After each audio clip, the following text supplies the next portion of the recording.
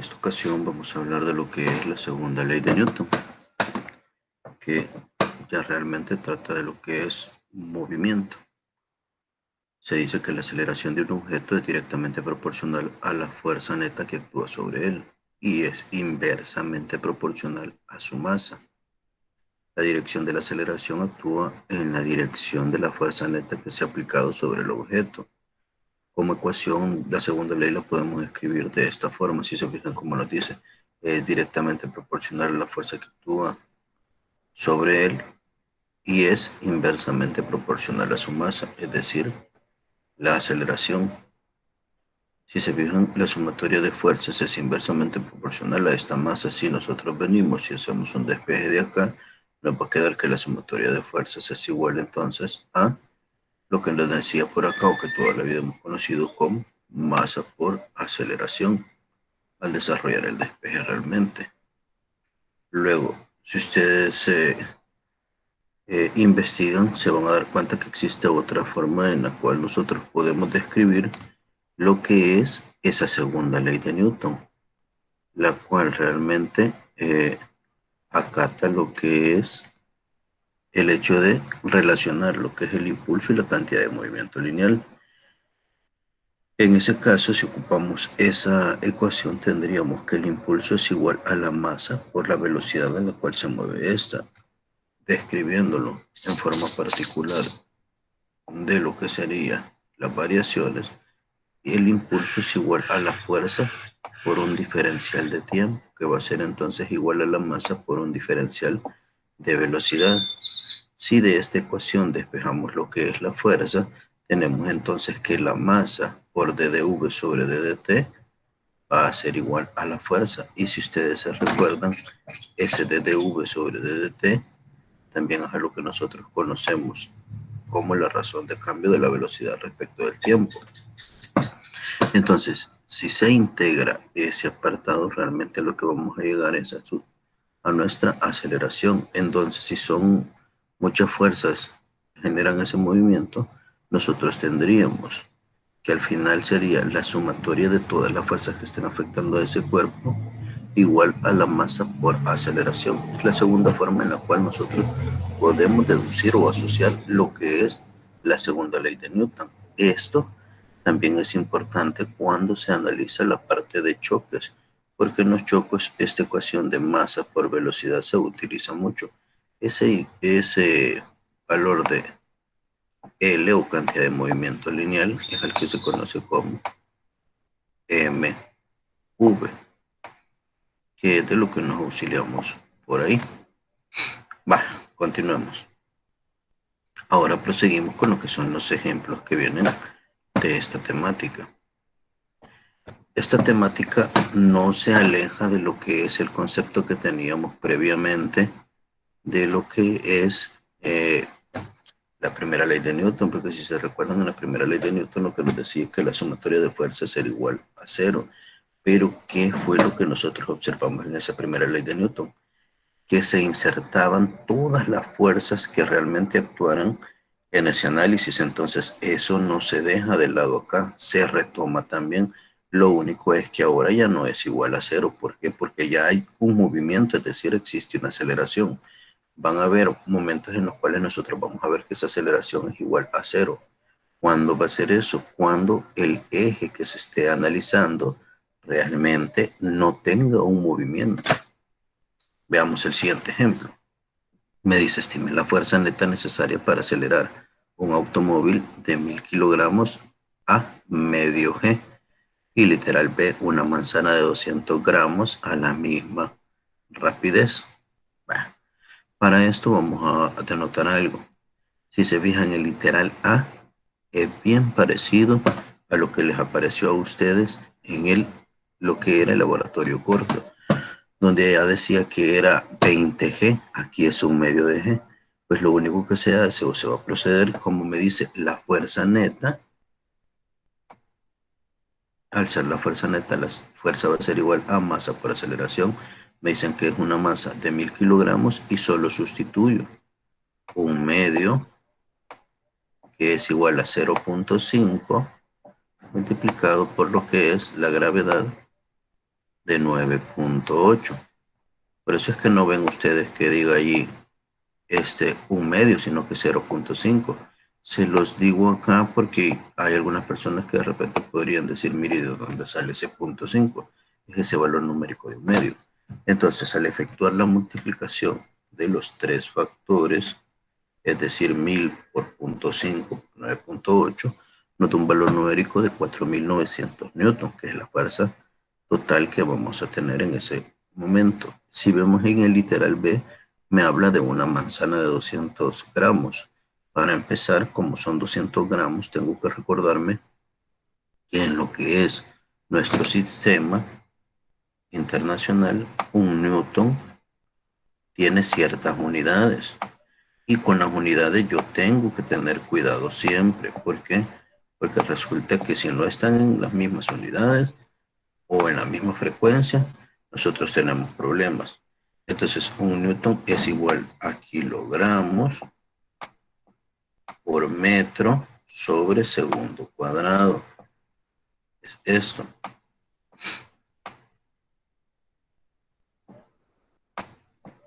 Hay que considerarlo siempre, ¿verdad? Si se fijan, las unidades de metro sobre segundo cuadrado que atienden a lo que es la aceleración y la masa que siempre tiene que estar en kilogramos. Entonces, como acá en este literal B nos daban una masa de 200 gramos, era necesario hacerle la conversión a lo que es kilogramos.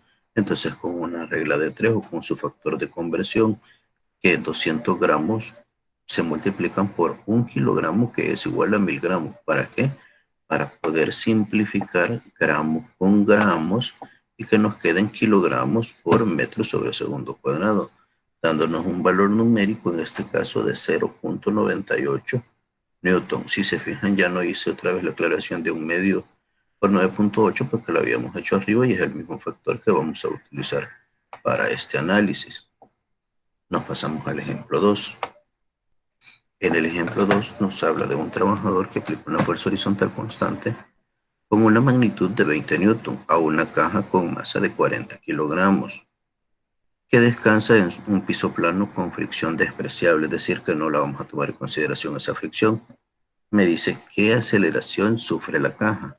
Entonces, aquí nosotros tendríamos que hacer sumatoria de fuerzas en X y sumatoria de fuerzas en Y, pero si se revisa realmente este ejercicio, la aceleración, ¿en qué eje la está haciendo? La está haciendo en el eje X. ¿Por qué les digo esto? Porque como la caja no está saltando como un conejito, quiere decir que no tiene movimiento en Y, simplemente las fuerzas de contacto, que van a ser la normal y el peso, que al final no nos abonan. Me abonaría la normal y el peso si en un dado caso tuvieran un ángulo inclinado o si estuviéramos hablando que se tome en consideración lo que es la parte de la fricción, que vamos a ver más adelante. Entonces, si nos fijamos nosotros en tendríamos entonces que la sumatoria de fuerzas en X, poniendo positivo hacia la derecha, igual a masa por aceleración sobre ese eje. Y sustituimos. Sabíamos que teníamos una fuerza de 20 newton, que va a ser igual a los 40 kilogramos de la masa de la caja por la aceleración en X, que es nuestra incógnita. Entonces simplemente lo que hacemos es un despeje de 20 newton sobre 40 kilogramos para ver cómo es que realmente se simplifican los datos. Nosotros procedemos a colocar las unidades de los newton, que son para este caso 20 kilogramos metros sobre segundo cuadrado. Y revisamos que estos kilogramos de acá se simplifican con estos kilogramos de acá, quedándonos entonces 20 entre 40, que es 0.5 metros sobre segundos al cuadrado, que es lo que nosotros andábamos buscando, y si se fijan, con unidades congruentes. Luego pasamos a lo que sería el siguiente ejercicio, que nos dice,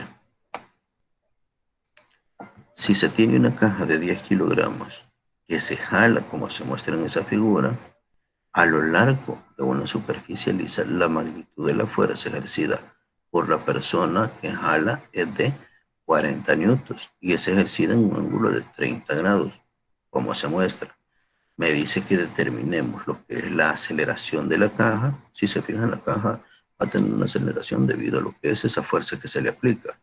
Luego, la magnitud de la fuerza normal hacia arriba ejercida por la mesa sobre la caja, y supongo que la fricción puede despreciarse. Para todos estos modelos, realmente lo primero que se hace es un diagrama de cuerpo libre. Si se fijan, en este ya estaba hecho, pero en este no está. Entonces, para poderlo desarrollar, simplemente lo que tengo que tomar en consideración son esas fuerzas. Si yo veo la superficie, puedo decir que hay un punto de aplicación, que por acá lo va a jalar lo que es esa tensión o la fuerza que hace la persona de 40 newton, y recordarme que toda la vida, aquellas que no veo pero que sé que existen, tengo que dibujarlas. Entre ellas, la primera, que tiene que ser el peso, y el peso siempre, siempre, siempre va dirigida hacia abajo. Hacia arriba, en el punto de contacto de la caja con esto, tenemos lo que es la fuerza normal, que siempre va desde lo que es el punto de contacto sobre el objeto que esté sobre esa superficie. Lo pueden poner como N mayúscula para simbolizar lo normal, o F sub N como lo han hecho en este caso. Entonces, si se fijan, si a mí me están pidiendo para empezar la aceleración de la caja, tengo que ver qué sucede en el eje X y qué sucede en el eje Y. ¿Ya? El desplazamiento que tengo, como la superficie es horizontal, lo que va a hacer es que haya un desplazamiento sobre el eje X hacia lo que es la derecha. Entonces, si el desplazamiento va a ser hacia la derecha en el eje X, sé que la sumatoria de fuerzas en ese eje va a ser la que va a estar igualado a la aceleración. Si yo digo sumatoria de fuerzas en el eje Y, lo que va a suceder es que la sumatoria de fuerzas en el eje Y va a ser igual a cero. ¿Por qué? Porque no tengo movimiento sobre el eje Y. Si se fijan, como les decía hace un momento por ahí, no es como un conejito que va a ir saltando, sino que simplemente se va a deslizar sobre esa superficie horizontal, que es lo que nosotros vamos a aprovechar. Y así es como tenemos que distinguir sobre qué eje realmente existe lo que es el desplazamiento. Entonces, si revisamos por acá, la fuerza que hace esta persona la descomponemos en su eje X y su eje Y, o sus componentes en X y en Y. Al efectuar este procedimiento, voy a tener que la fuerza P tiene una componente, al dibujar el diagrama por acá, que me va a afectar lo que es en X hacia esta dirección y en Y hacia esta otra, sabiendo que hay 30 grados sobre los cuales están siendo medidos, que es la dirección, un factor muy importante en cualquier vector, porque si ustedes se recuerdan, los vectores tienen magnitud, dirección y sentido. Por lo tanto, puedo decir que si aquí están los 30 grados, tengo una componente que me relaciona a la magnitud de 40 newtons con el cateto opuesto, que va a ser los 40 newtons, por lo que sería el seno de ese ángulo que se está utilizando, que sería en este caso el seno de 30 grados. Y esto, como me está dando la componente opuesta al ángulo que se está utilizando para el análisis, esto es la fuerza de la persona en el eje Y. Y si reviso acá abajo, voy a tener 40 newton, pero ahora por el coseno de 30 grados,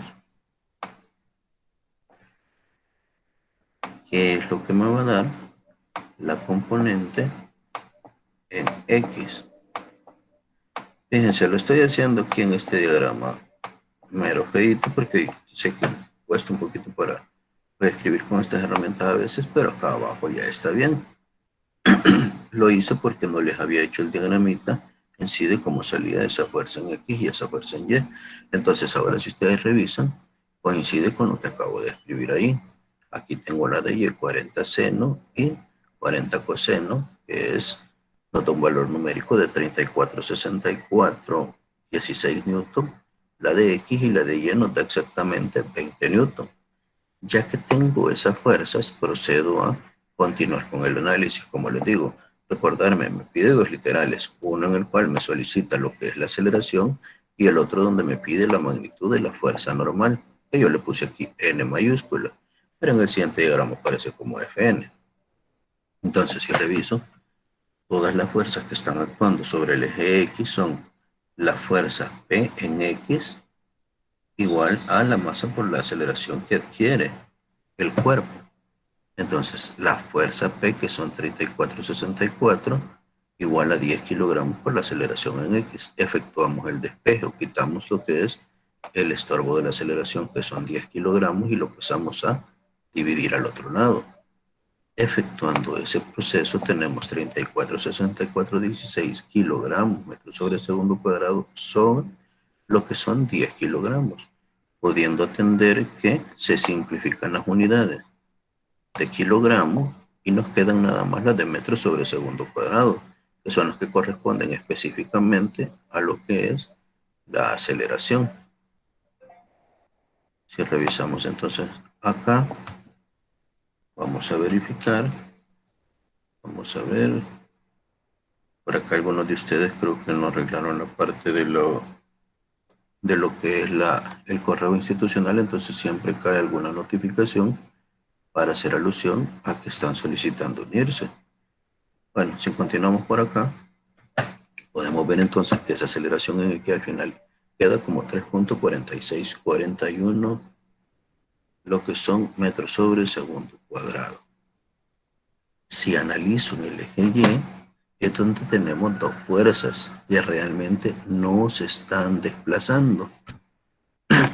Al ver el diagrama en principio, si yo me recuerdo, casi siempre en Y me está afectando lo que es el peso del componente, del elemento que nunca va a cambiar, y lo que es la fuerza que hace la superficie sobre el elemento, que son la normal y el peso. Pero acá hay una fuerza externa, que es la componente en Y de lo que es la fuerza que hizo esta persona. Entonces, al revisar en Y, nosotros tenemos la fuerza que hizo la persona, que es F sub P, Y, como se ha colocado acá, las que existen toda la vida, que no la vamos a quitar, que es la fuerza normal de la superficie sobre el objeto, y lo que es el peso del elemento u objeto que se analiza en ese caso. Entonces simplemente se procede a hacer un despeje, porque lo que necesitamos conocer es esa fuerza normal. Entonces tendríamos que la fuerza normal, al estar positiva, la dejo de este lado y paso los otros dos elementos al lado derecho.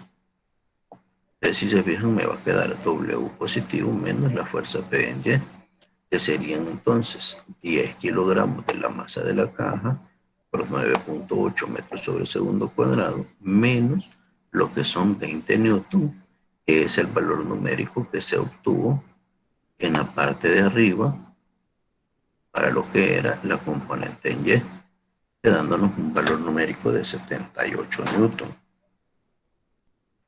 Si continuamos con este análisis, procedemos al siguiente ejercicio, revisamos esto.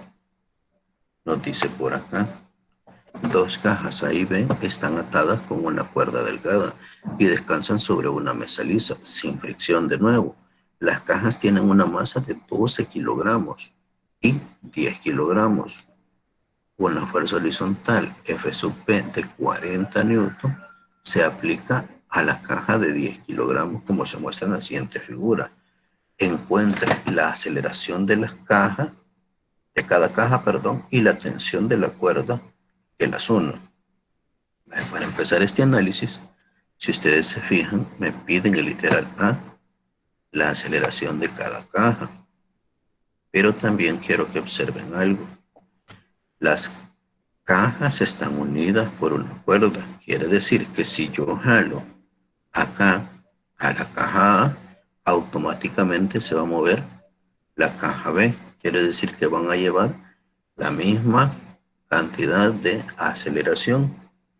Entonces se tiene que trabajar como un solo sistema para esto. Puedo decir que las fuerzas, o tengo que hacer sumatoria de fuerzas en X, sumatoria de fuerzas en Y. De nuevo, en Y va a ser igual a cero porque no hay desplazamiento sobre el eje Y, sino que simplemente hay desplazamiento sobre el eje X, porque si se vean, para acá lo jala, entonces para ahí va a hacer que se muevan esas dos cajas. Empezamos con la sumatoria de fuerzas en X. Ponemos masa por aceleración, pero como les decía, como es un sistema el cual está unido por una cuerda, voy a tener una masa total que sería la masa de A más lo que es la masa de la caja B. Si reviso como me piden la aceleración, simplemente despejo de manera de quitarle los dos elementos por los cuales multiplica la aceleración, quedándome que es la fuerza externa que le hace la persona al jalar la cuerda sobre la sumatoria de masas, es decir, 40 newtons sobre 12 kilogramos más 10 kilogramos. Si se fijan, ya no descompongo aquí los newtons porque ya vimos como los newtons son kilogramos metros sobre segundo cuadrado, se van a simplificar los kilogramos, quedándonos realmente por acá lo que sería 40 newtons entre lo que es 22 kilogramos.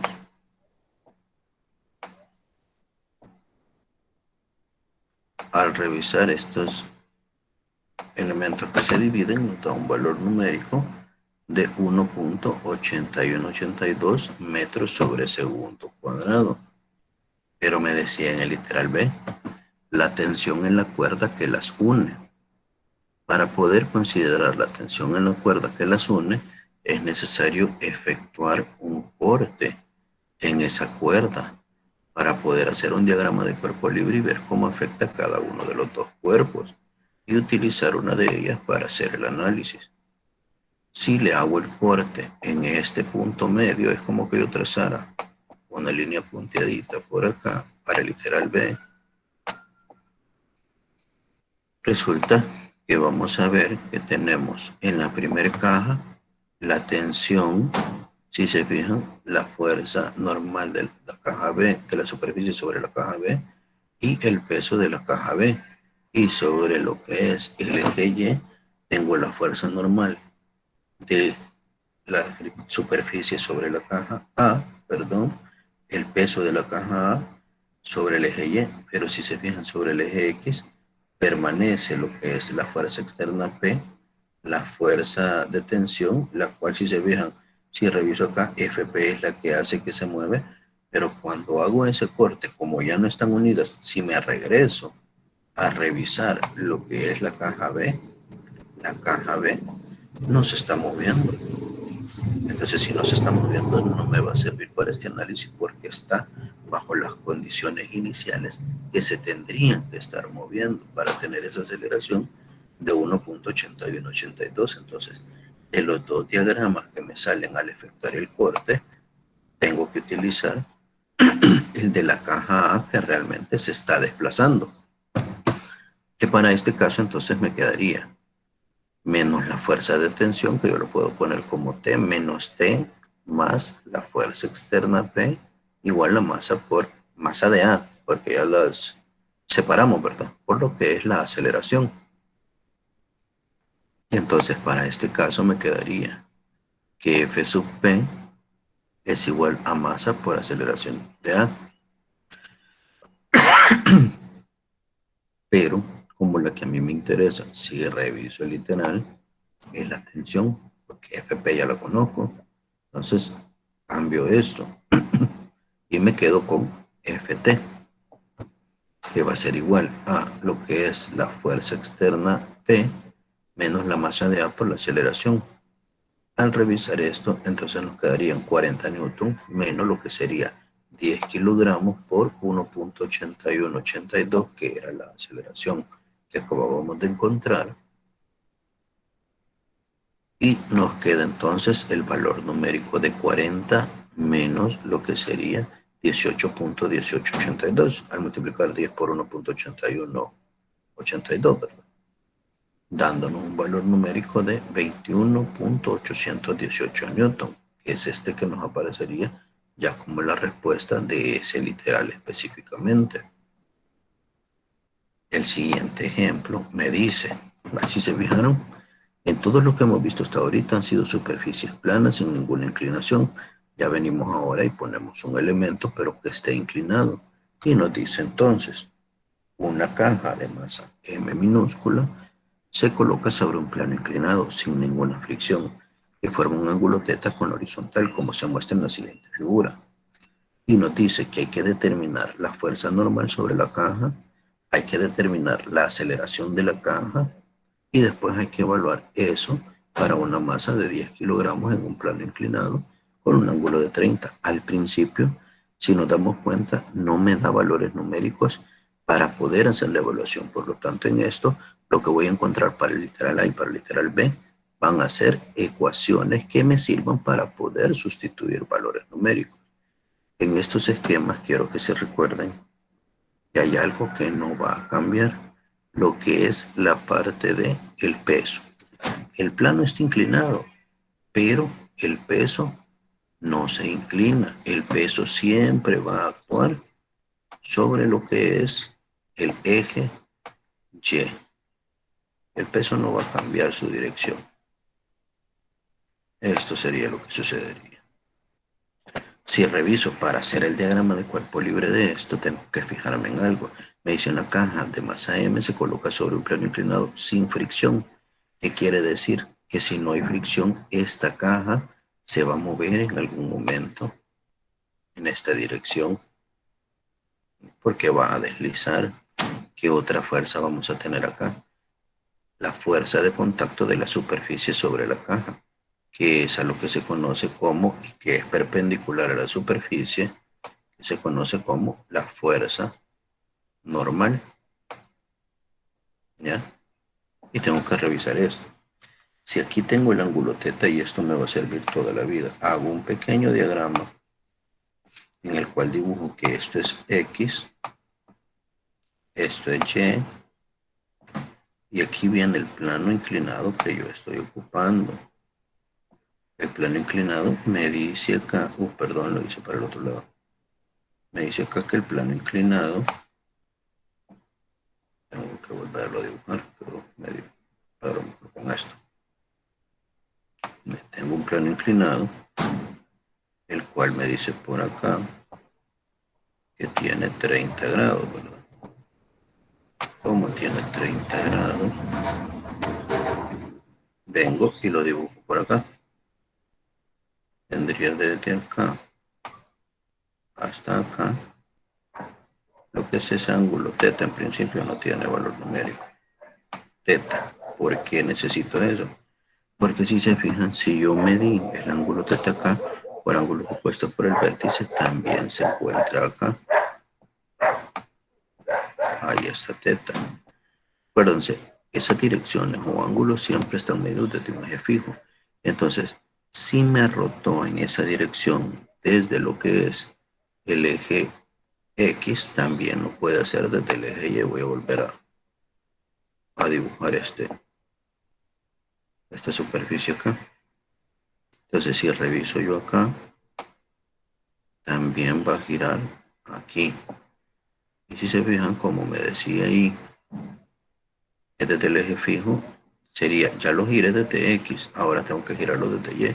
Desde el eje Y me muevo hacia acá y ahí también está lo que es θ, ¿ya? Y revisan desde el eje Y para acá, de nuevo puedo ver por ángulos opuestos por el vértice, ¿verdad? Que ahí se encuentra θ. ¿Por qué hago este diagrama? Porque con ese diagrama me puede facilitar el hecho de revisar qué elementos se descomponen al girar nuestros ejes. Porque si se fijan, esto de acá está X, pero ya no es X normal, sino que es el bendito X'. Y este que está acá ya no es Y, sino que es Y primado. Para poder sacar esas componentes. Porque lo hice, porque a veces, como les digo, cuesta revisar a dónde que están o cómo sacan los componentes de los elementos. Si yo a este diagrama lo saco aquí aparte y digo que este es el punto, voy a ocupar para análisis. Si el peso va acá abajo, que es el W, si se fijan, para llevarlo a los ejes que tengo cruzados acá, tendría esto y este de acá, ups, lo que es el eje X' y Y'. Entonces agarro acá, me lanzo por acá y reviso de nuevo. Resulta entonces que yo tengo acá el eje teta, y si se fijan, lo voy a extraer de ese diagrama que acabo de hacer. Pero reviso ahora que las componentes que va a tener W para llevarlo a Y' y a lo que es X' son líneas paralelas a esto. Entonces me desplazo por acá y aquí tendría lo que es un peso W, Y primado. Y por este otro lado, yéndome paralelo, si se fijan, a lo que es ese eje que tenía ahí. Pero se fijan como la resultante o el valor numérico real es W, que es una hipotenusa ahora. Aquí entre el eje Y' y el eje X' hay 90 grados. Entonces aquí tengo a lo que voy a conocer como W, X', que uno, si se fijan por el ángulo teta, va a ser relacionado con el cateto opuesto y el otro con el cateto adyacente. En este caso, por la disposición que tendría, voy a tener con el cateto adyacente a WY' sería W coseno de teta. Y para tener el de X', como es el cateto opuesto al ángulo de análisis, sería W seno de teta. Y revisamos por acá abajo. Entonces vemos el diagrama, vemos que está actuando lo que es la fuerza normal, lo que es el peso descompuesto como masa por gravedad, seno y coseno, que es este WX' y WY', y revisamos, como les decía, el desplazamiento, si no hay fricción, tendría que estar sobre el eje X', porque es donde está la superficie. Sobre el eje Y' no hay ningún desplazamiento, porque no es una superficie sobre la cual esté saltando la cajita. Entonces, si reviso para el análisis en Y, voy a tener, revisemos qué es lo que nos preguntan acá. Literal A determina la fuerza normal de la caja, literal B determina la aceleración de la caja. Esas dos como ecuaciones, porque no nos habían brindado un valor numérico hasta ese punto. Y en la última me dice literal C que ya que he encontrado esas dos ecuaciones, que evalúe con una masa de 10 kilogramos y con un ángulo de 30 grados para ver cuánto es lo que me va a dar la fuerza normal y cuánto me va a dar lo que es la aceleración de la caja. Entonces empezamos por acá. Literal A. Hago la sumatoria de fuerzas en Y', sabiendo que como no hay desplazamiento en el eje Y', la aceleración en Y es igual a 0. Entonces tendría la fuerza normal menos W, Y' igual a 0. Y si se fijan como que dijera, en el eje de Y', entonces está con la primera ley de Newton. Y despejamos entonces, va a ser la fuerza normal igual a masa por gravedad por el coseno de teta. ¿Por qué por el coseno de teta? Porque yo les decía acá, si el ángulo está acá, la componente que me relaciona al ángulo con lo que es este cateto Y' es el coseno. Ya, masa por gravedad, coseno de teta. Luego vamos con la aceleración, como les decía, el desplazamiento si existe sobre lo que es el eje X'. Entonces aquí tendría lo que es el peso y su componente paralela al plano inclinado, que es la que me da el valor de WX', que es este que tengo acá, que tendría que ser W por el seno de teta, porque queda enfrente de lo que es el ángulo de análisis. Entonces, si reviso acá, aquí tendría que decir literal B, no literal A. Vamos a corregir eso acá.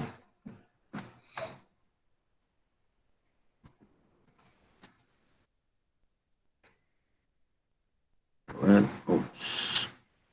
Este es el literal C ya cuando se sustituyen los valores numéricos. Disculpen que de repente no le cambio algo. Ah, en el literal A y en el literal B dijimos que solo estábamos encontrando las ecuaciones con las cuales podemos sustituir valores numéricos. Bueno, ahora sí paso al literal B. En el literal B me pide la aceleración, donde les decía yo que donde hay movimiento es sobre el eje X. Y hacíamos la representación de que pues la única fuerza que estaba era la componente en Y al X' igual a la masa por la aceleración en X.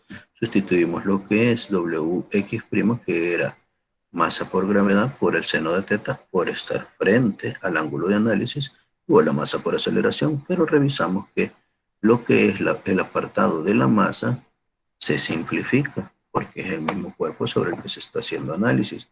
Se simplifican las masas y nos queda gravedad por el seno de alfa, perdón, por el seno de teta, igual a aceleración. Y esa sería la segunda ecuación, la que me piden en el literal B.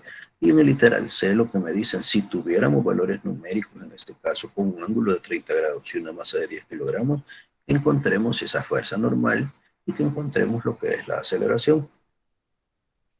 Y para este caso particular nos queda que la fuerza normal van a ser masa, gravedad, coseno de lo que es teta, lo cual es 10 kilogramos por 9.8 por el coseno de 30 grados, dándonos un valor numérico de 8.6603 newton. Vamos a ver por acá, que si ustedes se dan cuenta, acá aparece 8.84, perdón. Vamos a hacerlo con la calculadora para corroborarlo. 10 por 9.8 por el coseno de 30. Son 84.87. Este valor numérico que estaba mal. 84.8705.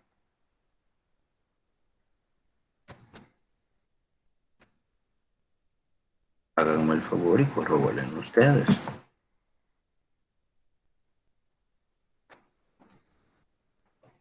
No sé si le dio un valor diferente, pero sí había que corregirlo.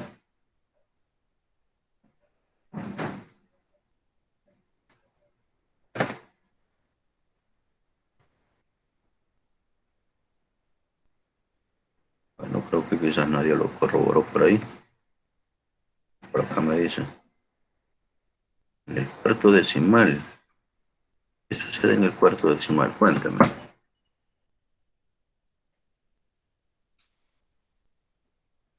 No, no es 4. Escríbame. Por acá me están escribiendo en el chat que el último decimal está mal. Revise qué número es. Dice que es 84.870489. Si el último decimal que nosotros vamos a dejar es el cuarto, entonces si se fijan, después de ese 4, ¿qué número le sigue? Un número 8. Entonces, si es desde 5 hacia arriba, nosotros lo vamos a subir al que es se aproxima, exacto. Entonces, al aproximarse, no me va a quedar 84.8704, sino que obligadamente llega a 84.8705. Eso tomen en consideración siempre. Ahora bien, ya que tenemos ese valor numérico, procedemos por acá con lo que sería la aceleración que nos había quedado, que era la gravedad por lo que era el seno de teta. En este caso, el seno de 30 grados va a ser 0.5, es el valor numérico que se asocia. El del coseno creo que es 0.86. 86 y algo. 0.8660. Bueno, en este caso entonces nos queda 9.8 por 0.5, que va a ser el resultado del seno de 30, y nos da 4.9 metros sobre segundo cuadrado. Proseguimos al siguiente ejemplo. Bueno, antes de continuar les quería consultar si tienen dudas al respecto de cómo hemos estado analizando estos ejercicios. Y fíjense, se los pregunto ahorita porque cuando ustedes están resolviendo ejercicios, resulta que les salen dudas. Y esas dudas muchas veces consisten en que no saben muchas veces cómo plantear una ecuación, cómo es que se analiza cuando están en planos inclinados. Por eso es que he puesto suficientes ejercicios para que se puedan analizar diferentes cosas. Como por ejemplo, si se fijan, eso que les dije que el peso toda la vida va a actuar sobre el eje Y, ya sea que el plano sobre el que se esté analizando esté inclinado, ¿no? Pero bien, si no hay consultas, ajá, vamos a ver, me dicen cómo se pone el ángulo en el plano inclinado. Vale, me voy a regresar a ver eso. Si se fijan, yo no dibujé primero el ángulo. Si se fijan, yo empecé dibujando lo que son los ejes fijos normales. El eje fijo normal, que era el eje X y el eje Y. Una vez yo he dibujado lo que es el eje X y el eje Y, para poder ver esto, es lo primero que coloco y es lo que yo sé que existe desde antes. El eje X y el eje Y luego procedo a ver qué es lo que me están mostrando en esto. Si se fijan acá en este diagrama, aquí le puse incluso, aquí está Y y aquí está el eje X. El ángulo desde el cual se mide, el eje desde el cual se mide el plano inclinado es el eje X. Entonces si me voy al eje X, yo pudiera dibujar acá lo que es ese ángulo teta. Pero no existe la línea que me estaban diciendo. Entonces vengo y la puedo dibujar acá, ¿ve? Que pase exactamente en la punta de eso que yo tenía dado acá. Lo voy a hacer con la otra línea porque si no queda,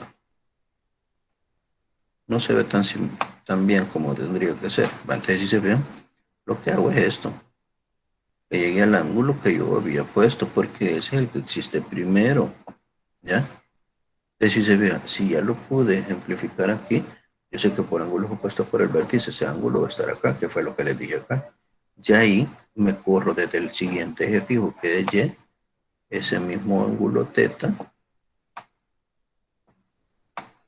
¿ya? Y ese mismo ángulo teta, dibujo una línea que pase por ahí, que es lo que me va a dar ese desplazamiento que tiene el plano completo, respetando la dimensión de ese eje fijo desde el cual se está midiendo realmente. A ver si ya quedó clarito por ahí, ¿verdad? Es que si se fijan, eso de verificar cómo es que se van a girar, es como les digo yo, para que puedan entender de mejor forma lo que es todas aquellas fuerzas que se trasladan a esos ejes primados, porque cuando ustedes hacen sumatorias, lo que hacen es provocar que la mayor cantidad de fuerzas queden o paralelos o perpendiculares a esos planos de análisis, porque si no cuesta mucho más. Continuamos entonces. Les decía, íbamos a este otro ejemplo que nos habla y nos dice un disco de hockey que tiene una masa de 0.30 kilogramos se desliza sobre la superficie horizontal sin fricción de una pista de patinaje. Dos bastones de hockey golpean el disco simultáneamente y ejercen una fuerza sobre el disco, como se muestra a continuación. La fuerza F1 tiene una magnitud de 5 newton y la fuerza 2 tiene una magnitud de 8 newton. Determine tanto la magnitud como la dirección de la aceleración del disco. En este caso, si se fijan ustedes, nuestro diagrama de cuerpo libre va a consistir en lo que es la descomposición de lo que son las componentes de las fuerzas. Una que va a ir acá, va a llegar hasta este punto y va a subir acá, que es para la fuerza 2. Y en la fuerza 1, una que va a venir por acá, va a llegar hasta este punto y se cruza acá. Y ahí tengo una fuerza 1 en X, una fuerza 1 en Y. Tengo una fuerza 2 en X y una fuerza 2 en Y. Si reviso los desplazamientos, como Esto que yo estoy viendo acá realmente es como que alguien me dijera, como es un disco de hockey, lo estoy viendo desde arriba. Toda esta figura que está acá. Me paro y veo desde arriba hacia abajo el disco. Por lo tanto, se puede desplazar sobre esa superficie libremente en X y en Y. Entonces quiere decir que va a tener una componente de desplazamiento sobre el eje X y una componente de desplazamiento sobre el eje Y. Es decir, no es como en nosotros, que el plano lo limitaba a brincar, como les decía, ¿verdad? Como que fuese conejo. Aquí no. Aquí solamente estoy viendo lo que es el desplazamiento sobre esa superficie desde arriba. Entonces quiere decir que como va a haber desplazamiento sobre los dos ejes, también va a haber aceleración en los dos ejes. Y tenemos nosotros entonces una sumatoria de fuerzas en X igual a masa por aceleración, que va a ser igual a la fuerza 1. Y fíjense bien en esto, tanto la fuerza 1 como la fuerza 2 van en la misma dirección hacia la derecha. Entonces sería la fuerza 1 más la fuerza 2 en X igual a la masa por la aceleración en X. Ninguna de las dos se opone al desplazamiento, van en la misma dirección contribuyendo a este desplazamiento. Entonces tendríamos para el primero, serían lo que son 5 newton multiplicado por lo que es el coseno de 20 grados para obtener esta de acá. F sub 1 en X. Y si se vean por el coseno de 20 porque está adyacente. Y en este otro de acá, de nuevo, F sub 1, solo que ahora sobre el eje Y.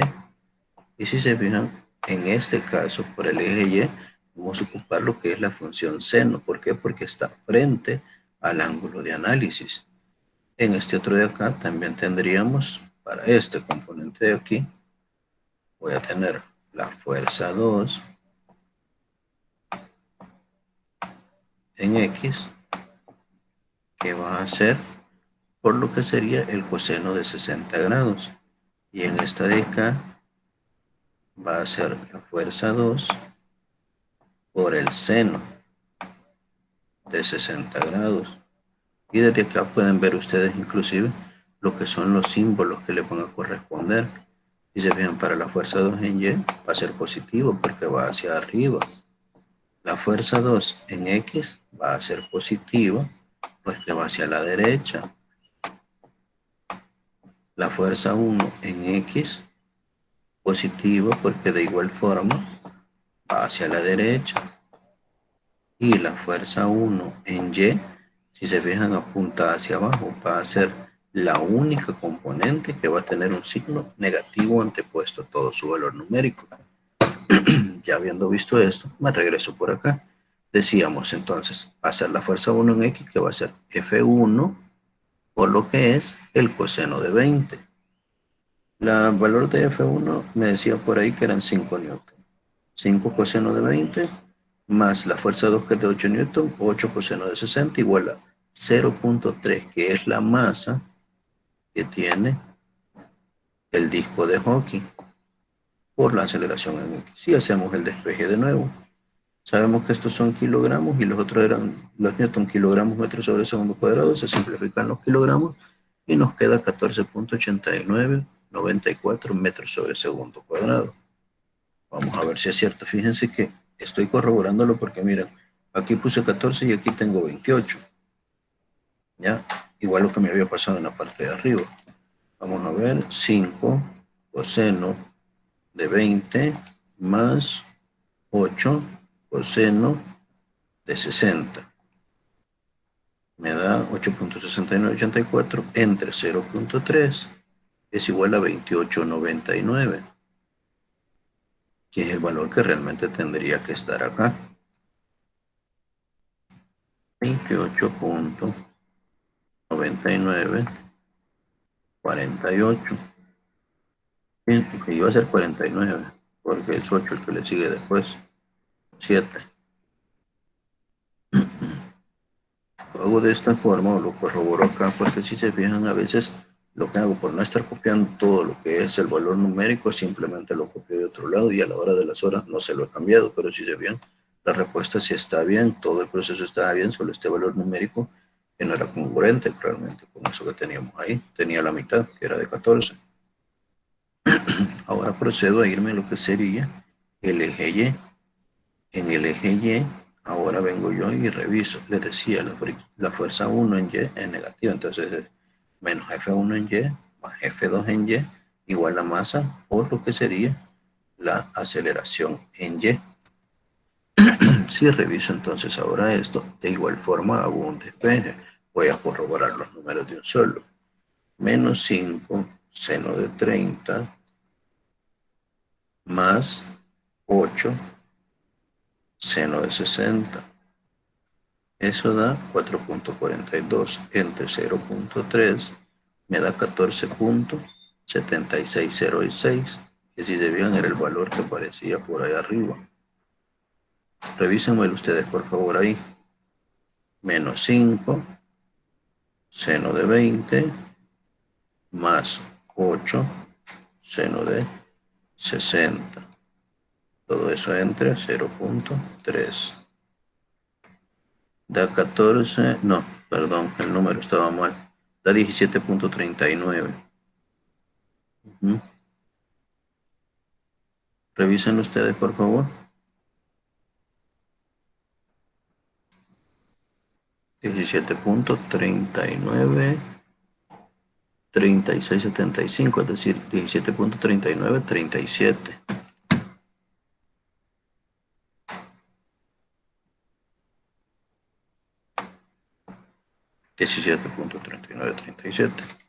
Bueno, si se fijan, estas son las dos componentes, la componente en X y en Y, pero como yo lo que requiero es la magnitud de la aceleración, acuérdense, todos los vectores tienen magnitud, dirección y sentido.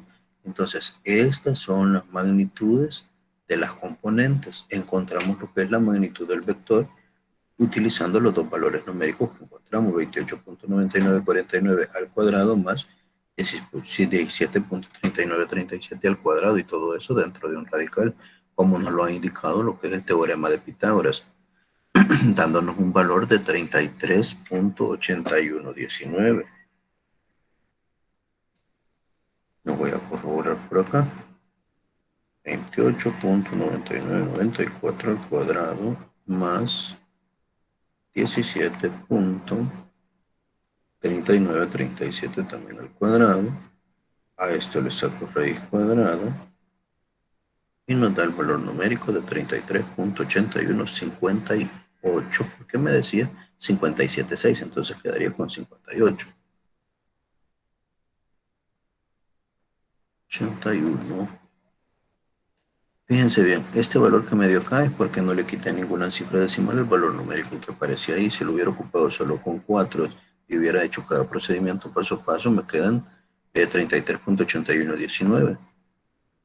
Pero si los ocupo todo lo que metí dentro de esa ecuación, me va a ser 81.58.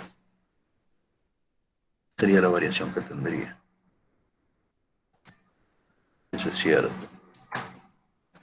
Ahora, para encontrar la dirección o ángulo desde el cual se va a medir, acuérdense, la relación dice que es la tangente inversa de AY entre AX. Y para aquellos que se me les pueda haber olvidado, quiero que recuerden esto. Casi siempre nosotros tenemos acá lo que son triángulos rectángulos con los cuales trabajamos. Entonces, estos triángulos rectángulos realmente tienen esas dos componentes. Y en la parte teórica e ideal, se ha supuesto que el ángulo θ lo medimos desde el eje X, porque si ustedes se recuerdan, cuando a ustedes se les muestra esto, casi siempre se ha medido el eje. Les decía, para empezar, el ángulo o la dirección se mide desde un eje fijo, y oficialmente se ha hecho de esta forma, teniendo la representación del eje Y sobre el eje X, para que esté correspondiente con esto de acá, y por eso es que se ocupa siempre lo que es el ángulo θ en este caso, como lo que es la tangente inversa de la componente del cateto opuesto, que es Y, sobre la componente adyacente, que es X.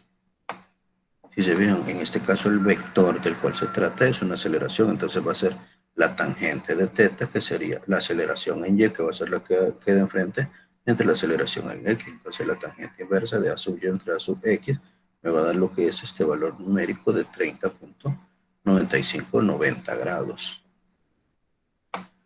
Luego nos vamos a este otro ejemplo. Nos dice, como se muestra en la siguiente figura,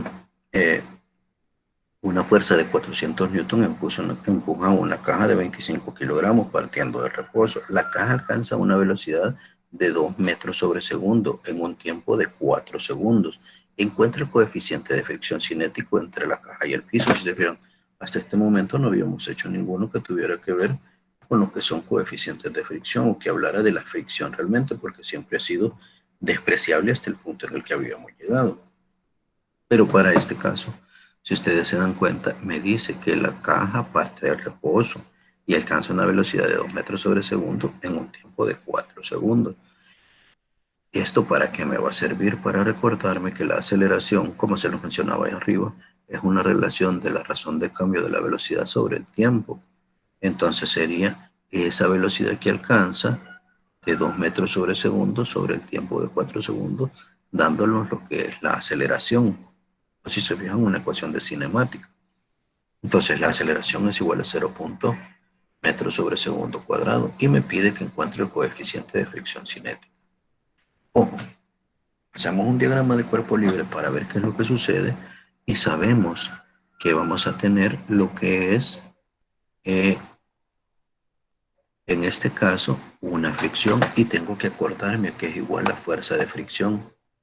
La fuerza de fricción que si se recuerdan en aquella clase cuando hablamos de la primera ley de Newton, empezamos con las fuerzas, donde la fuerza de fricción no es nada más que el coeficiente de fricción, que como acá está en movimiento es mu sub k, o el coeficiente de fricción cinético, por lo que es la fuerza normal. ¿Ya? Entonces, si ustedes se dan cuenta, yo tengo que encontrar ciertos elementos. Si mi incógnita es el coeficiente, porque eso es lo que me dice aquí, miren, coeficiente de fricción cinético.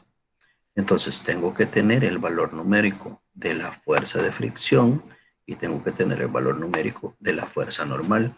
La fuerza normal, si ustedes revisan en este diagrama, la voy a obtener de lo que sería el peso, esta que ya sabemos que es la superficie sobre la caja, y de la componente en Y de la fuerza externa de 400 que se estaba efectuando acá. Entonces, si revisamos, descomponemos primero la fuerza externa, que va a ser 400 por el coseno de 50 y 400 por el seno. Se revisan la del seno, es la de Y, que en este caso va hacia abajo, por lo tanto con un signo negativo. Y entonces procedo a encontrar primero lo que es la fuerza normal. Bueno, puedo sacar la de fricción porque ya tengo la aceleración también.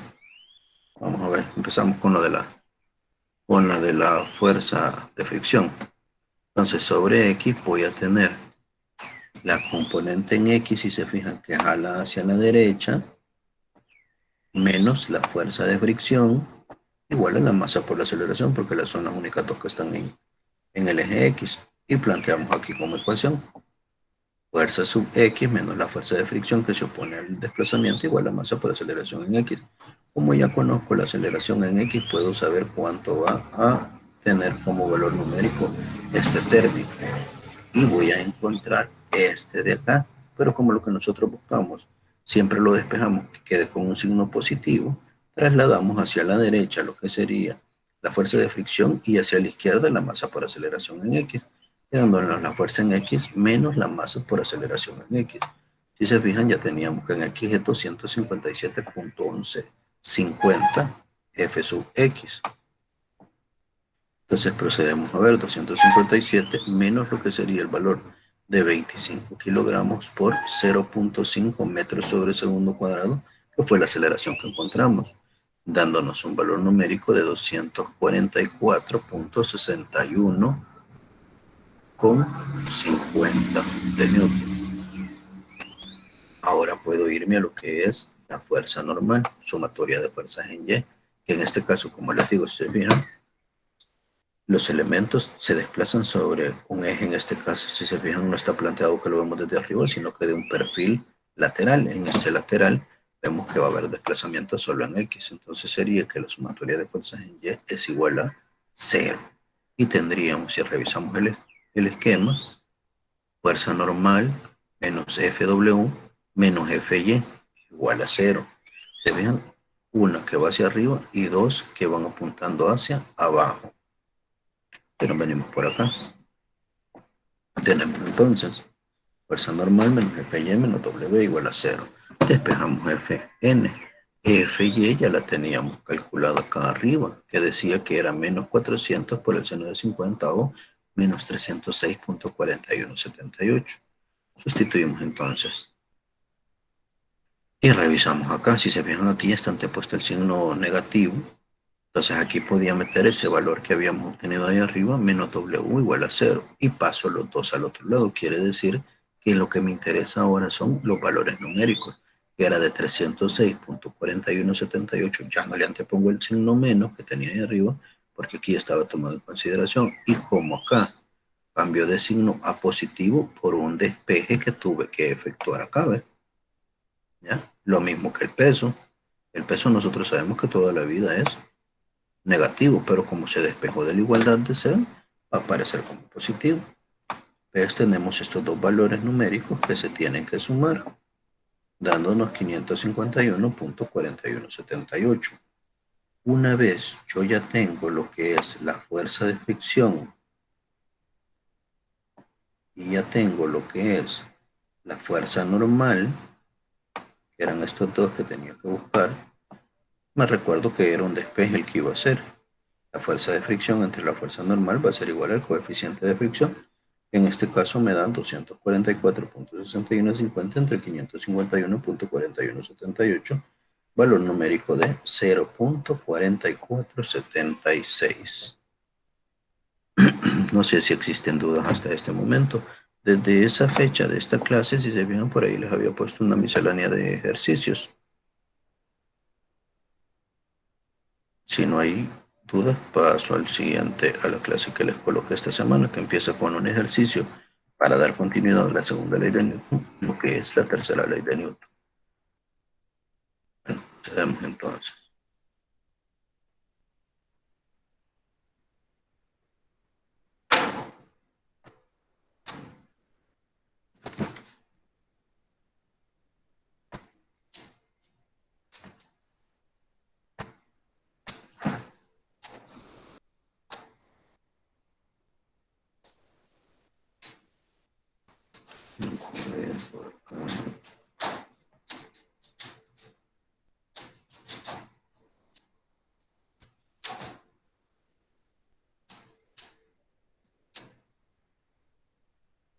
Bueno, sería esto.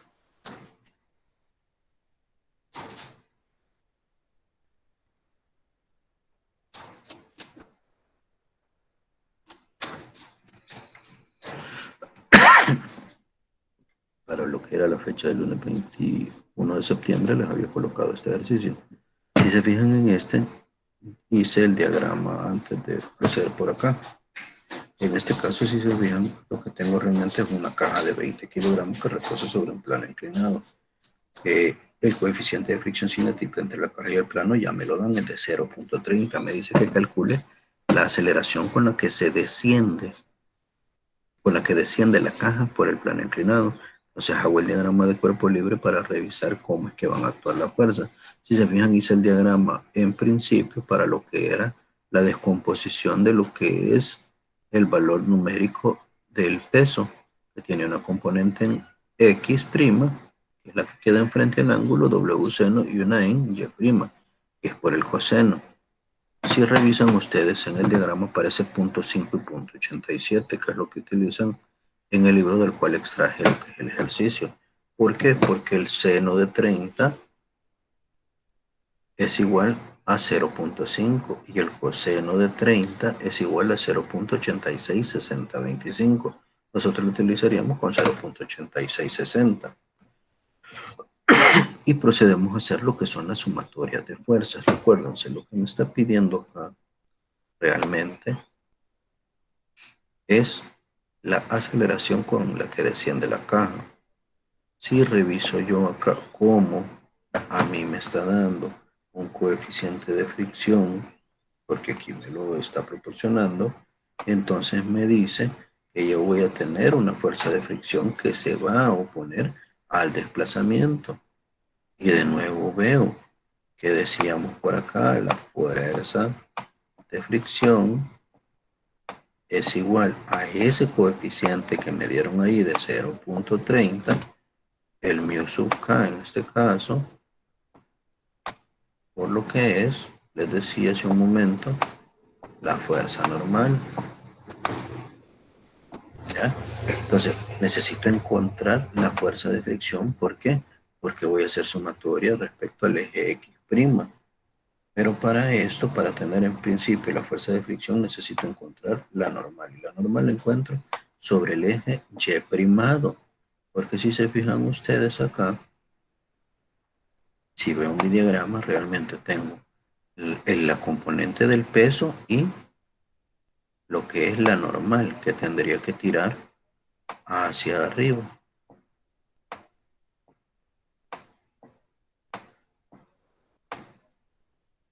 ¿Ya? Entonces, cuando haga sumatoria de fuerzas en Y', que no es donde está el desplazamiento, sino que es igualado a cero, tenemos por acá fuerza normal menos WY', que es la masa por gravedad coseno de 30. Despejamos y nos va a dar 20 kilogramos por 9.8 por el coseno de 30, teniendo un valor numérico de 169.7410. Una vez tengo ese valor, ya puedo sacar lo que es la fuerza de fricción, es decir, ese valor numérico ahora por 0.30 para poderlo sustituir. Y ahora vamos a la sumatoria de fuerzas en Y'. Se fijan en Y', es la componente que tenemos acá enfrente, W seno de 30 que va hacia abajo. Ustedes lo revisan, es negativo porque no contribuye al desplazamiento. Perdón, me decía que el desplazamiento iba hacia abajo que deslizado, ¿verdad?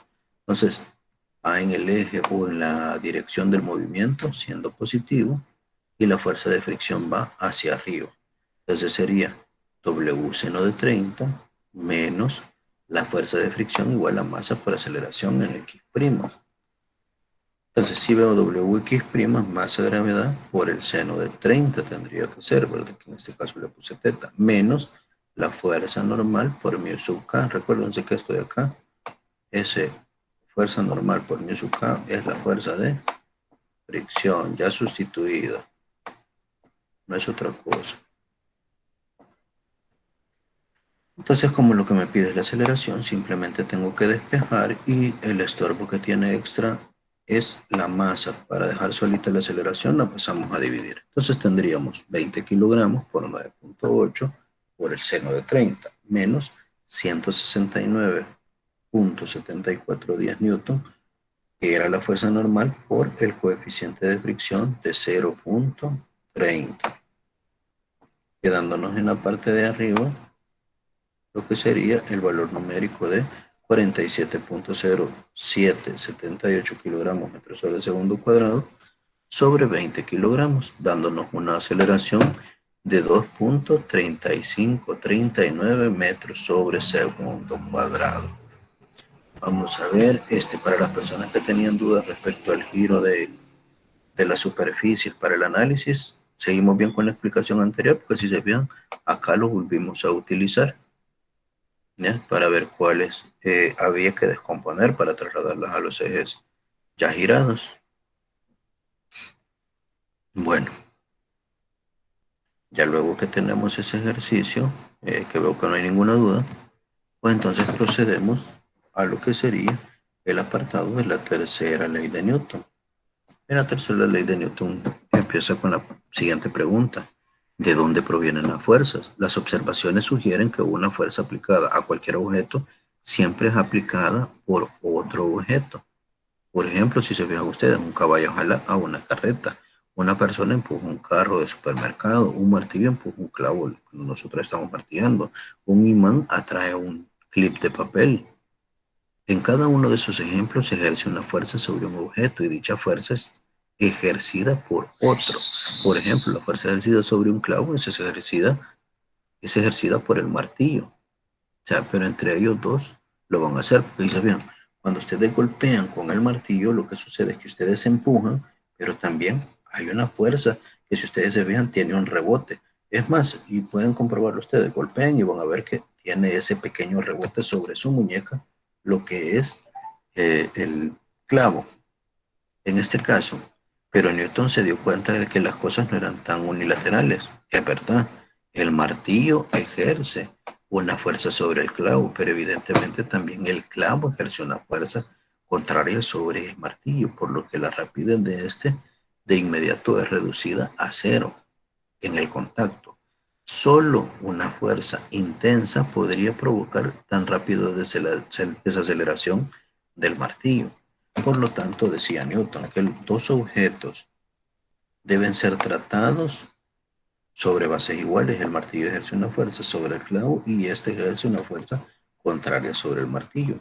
Esta es la esencia de la tercera ley de Newton, donde nos dice entonces, ya como enunciado, que si el cuerpo A ejerce una fuerza sobre el cuerpo B, una acción, entonces B ejerce una fuerza sobre A, una reacción. Estas dos fuerzas tienen la misma magnitud, pero direcciones opuestas y actúan sobre diferentes cuerpos. A veces la ley se parafrasea y lo escuchan ustedes, para toda acción existe una reacción igual y opuesta, que es como ustedes la van a escuchar todo el tiempo haciendo alusión a esto. Ahora bien, veamos este ejemplo que está acá. ¿Qué hace que un automóvil vaya hacia adelante? La respuesta común es que el motor hace que el automóvil se mueva hacia adelante, pero no es tan así por así. El motor hace que las ruedas giren. Realmente lo que hay es una transmisión de potencia, que las ruedas giren, pero si las llantas están sobre el hielo resbaladizo o sobre una gruesa capa de fango o de lodo, como nosotros lo conocemos, solo gira sin avanzar. Cuando nosotros decimos, me quedé trabado en lo que es este lodazal. Entonces, ¿qué sucede? En este caso se necesita fricción en el suelo sólido. Las llantas empujan hacia atrás contra el suelo a causa de la fricción y por la tercera ley de Newton el suelo empuja sobre las llantas en la dirección opuesta y aceleran el automóvil hacia adelante. Eso es lo que sucede. Ahora bien, quiero ver entre las personas que están conectadas por acá, no sé si está por ahí Hugo Macal.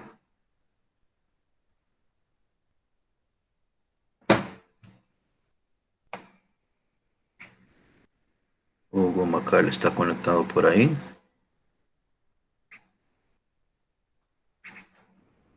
No lo veo por acá, yo creo que ahora no se nos conectó Macal. Bueno, le estaba haciendo alusión a él porque pues él podría ayudarles a explicarles qué es lo que sucede más adelante en su carrera. Yo sé que acá hay de ingeniería civil, hay de ingeniería industrial y hay de sistemas. Pues a los de civil y a los de industrial, déjenme decirles que esta tercera ley de Newton, aunque acá en física 1 podría parecer que no es nada trascendental, pues para ustedes sí lo va a hacer. Les voy a decir por qué.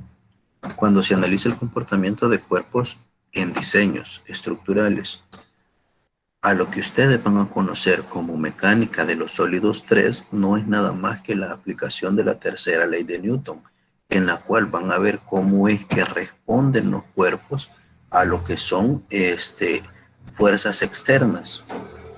Imagínense, ustedes revisan los rótulos en los cuales tienen anuncios sobre la carretera. Ustedes podrán decir que no están expuestos a ninguna fuerza y si están expuestos a lo que es el aire.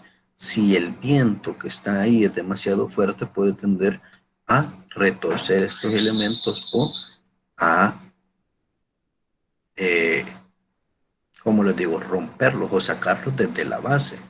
Pero ese problema se da si en la parte de diseño no está considerado todas las fuerzas externas y todas las fuerzas a las cuales van a estar sometidos. Entonces lo que se hace es compensar esas fuerzas externas para que las soporte el cuerpo a partir de los elementos moleculares del interior de estas. Voy a leerles algo que les he puesto por acá. La tercera ley de Newton es de mucha utilidad cuando se analiza el comportamiento de los cuerpos en el diseño de estructuras, maquinarias que son de uso diario en la vida real, considerando los elementos de los que están constituidos están sometidos a esfuerzos normales, están sometidos a lo que son esfuerzos cortantes. Revisen bien, voy a explicar cómo va esto de los esfuerzos. Como les digo, esto es de sólidos 3, que es donde ustedes le van a ver mayor utilidad a lo que es la tercera ley de Newton. Algunos lo van a conocer como lo que es sólidos 3 y otros lo van a conocer como resistencia de materiales. Donde me habla de esfuerzos normales es como que yo tuviera lo que es una barra rígida y le empiezo a aplicar una fuerza de este lado y otra de esta y la empiezo a comprimir, o al revés, la agarro acá y la quiero jalar hacia lo que son los extremos, es decir, la someto a tensión o a compresión. Esos son los esfuerzos normales. Y la otra es que este elemento, si ustedes se fijan, tiene que ser tal que no se tiene que deformar, no se tiene que romper, si está diseñado para cierto valor numérico de fuerza, la cual es permisible que soporte. El otro que me decía allí son esfuerzos cortantes. Si se han fijado ustedes, cuando están aflojando llantas en un vehículo porque se ha pinchado y resulta que de repente por la corrosión se han pegado lo que son esos elementos, ustedes empiezan a hacerle fuerza y muchas veces ponen hasta tubo para hacerlo. ¿Qué sucede? En muchas ocasiones se quiebran lo que son los tornillos y les quedan ahí lo que son esos elementos, le llaman espárragos. ¿Qué sucede? La fuerza cortante que tuvieron que hacer fue mucho más grande que la resistencia a la cual estaba diseñado ese elemento. Entonces, cuando hacen esto, lo que hace es que lo corta.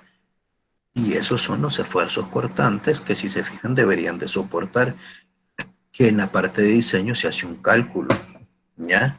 Si revisan luego, les hablo yo acá, produciéndose deformaciones causadas muchas veces por la torsión, así como también es de utilizar en el diseño de recipientes de pared delgado, como lo son contenedores de fluidos que se conocen como pipas, que transportan combustible, lácteos, grasas, entre otros.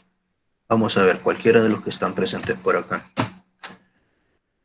Díganme cómo creen que están construidos lo que son los dispositivos de almacenamiento de las pipas de gasolina o las que transportan leche, que ustedes las van a ver, que van en furgones en las carreteras. ¿Qué idea tienen de cómo están diseñadas?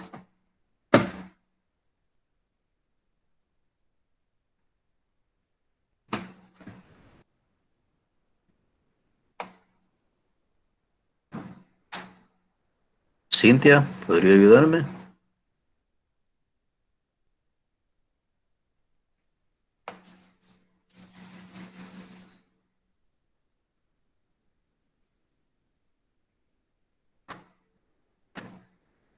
Tengo segundos. Ajá. Fíjense bien por qué les hice. Ajá, exacto, tienen que soportar las dos. ¿Por qué creen o cómo creen ustedes que está diseñado? Llevan un refuerzo estructural. ¿Cómo, Spencer?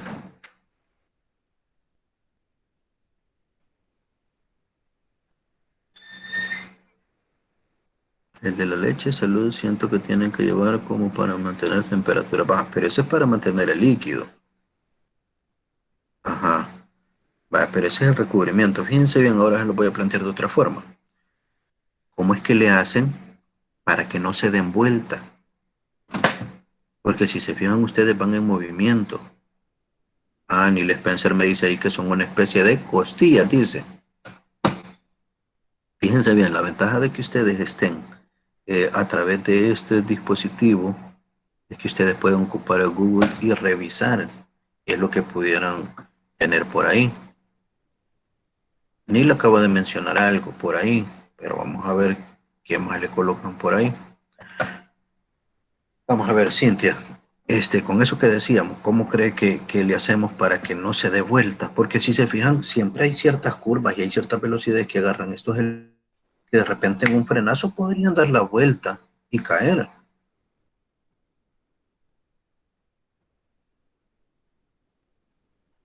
Aileen, En mi opinión, considero que también se tiene que tomar en cuenta el tipo de material que se va a utilizar para hacer el tanque. Tengo entendido ajá, que dependiendo de los espesores también va a a servir para que este no se detenga y también soporte la fuerza que está dentro y también fuera de él. Vaya, miren, el detalle es este, que esos son dispositivos de pared delgado. Ya tienen ciertos elementos con los cuales van a contar y, por decirle algo, dentro de esa misma categoría entran lo que son las calderas que ustedes ven en las cementeras. Cintia, ¿me iba a decir algo? Casi lo mismo que mi compañera Inge, que tienen que soportar obviamente el peso. Y usted dice que cuando frena, ¿cómo es que no se dan vuelta? O supongo que tienen algún tipo de soportes para todo lo que transportan, obviamente, y conjunto con el material que se hace. Fíjense bien, va más relacionado con lo que es la estructura. Spencer escribió algo por ahí. Vamos a ver, Spencer. Cuéntenos qué era lo que había dicho usted referente a una estructura interna por ahí. Ah, Es que en general yo tengo ajá, entendido de que son, o sea, por lo menos viendo los barriles comunes y corrientes para los pequeños, ajá. si nos fijamos, llevan como una especie de aros que sirve para como terminar de reforzar esas paredes delgadas. Y para que no se den vueltas, supongo yo que también tendría que tener un soporte estructural que tendría que ir atornillado con unos tornillos especiales para que aguantaran esas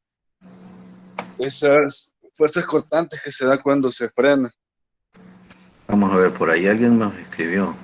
Luis Enrique dice, también adentro hay unos separadores que dividen el peso, tienen que mantener un peso equilibrado. Por allí va la cosa. Vaya, Luis Enrique, cuéntenos. Tiene abierto el micrófono.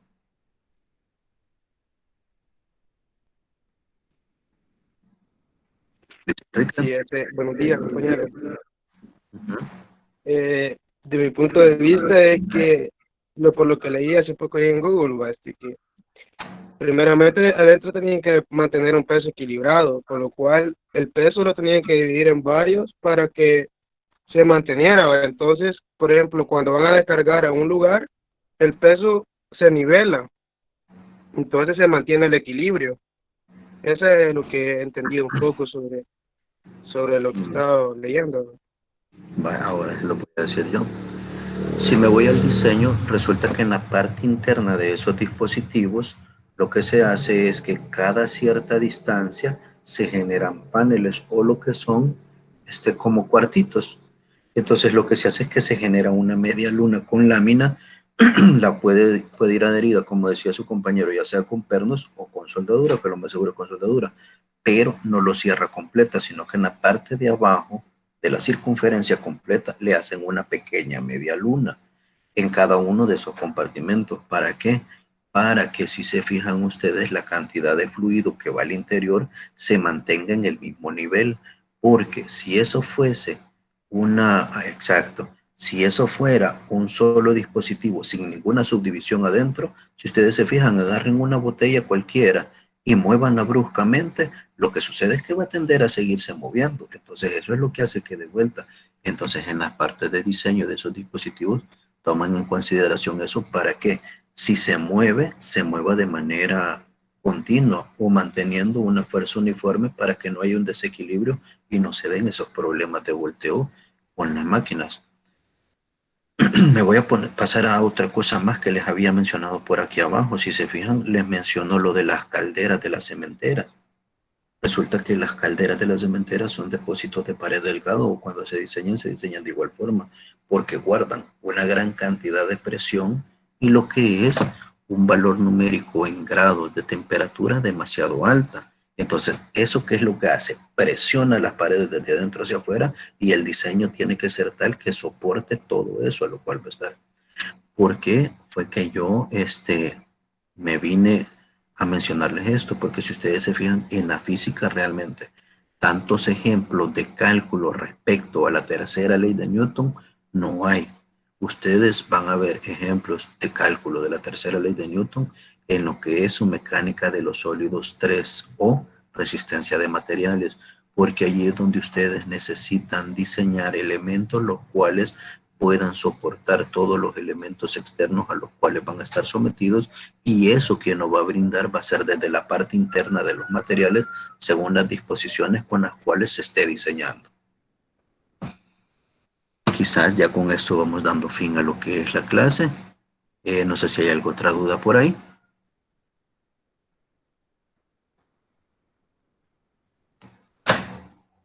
Ustedes me dicen, chicos. Si no, lo vamos dejando por acá.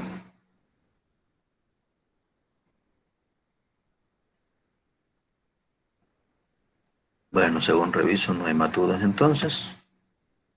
Nos vamos a quedar por acá entonces. Espero que tengan un buen día a estudiar. Quiero que se recuerden de la fecha de evaluación también, que ya dentro de poco nos toca de nuevo laboratorio corto. No estoy seguro si es la siguiente semana. Vamos a ver. Miércoles 30 de septiembre sería, ¿verdad? Vamos a ver. Sí, la siguiente semana. El miércoles de la siguiente semana tenemos laboratorio corto. Si se ve, hasta ahorita llegaríamos hasta la tercera ley de Newton. Prácticamente, si se fijan, las últimas dos clases han sido de la segunda ley y esta tercera ley de Newton. Pero de la tercera ley de Newton tendríamos que hacer elementos conceptuales si los llegan a incluir. Más que todo tendríamos que ver segunda ley de Newton, que tiene una gran cantidad de variantes realmente para considerarlo. Por ahí tienen unos ejercicios ustedes para revisar más lo que puedan hacer de algún otro lugar o algún otro tipo de otra bibliografía que ustedes lo deseen. Bueno, chicos, entonces nos quedamos por acá. Voy a detener la grabación.